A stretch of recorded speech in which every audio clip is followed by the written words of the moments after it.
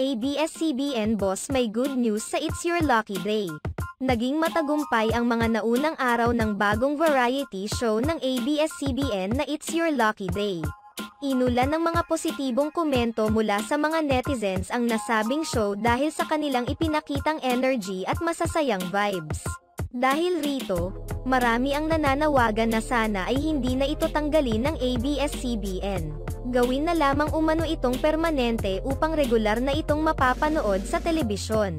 May mga nagmungkahi naman na gawin na lamang itong ka-back-to-back show ng It's Showtime para maging tuloy-tuloy na ang pagbibigay ng papremyo at saya sa mga madlang people. Kung hindi naman, maari umano itong ilagay sa late afternoon time slot bago mag-TV Patrol. Maging ang main host ng It's Your Lucky Day na si Luis Manzano ay tila nagpahiwatig rin sa pamunuan ng Kapamilya Network na gawing regular ang kanilang show dahil nakakatanggap naman sila ng magagandang feedback mula sa mga manonood at mga netizens. Mas nagiging masaya pa ang mga episodes ng It's Your Lucky Day dahil sa pagpasok ni Kyle Echari at ang pagbisita ng ilang mga kapuso stars sa kanilang show.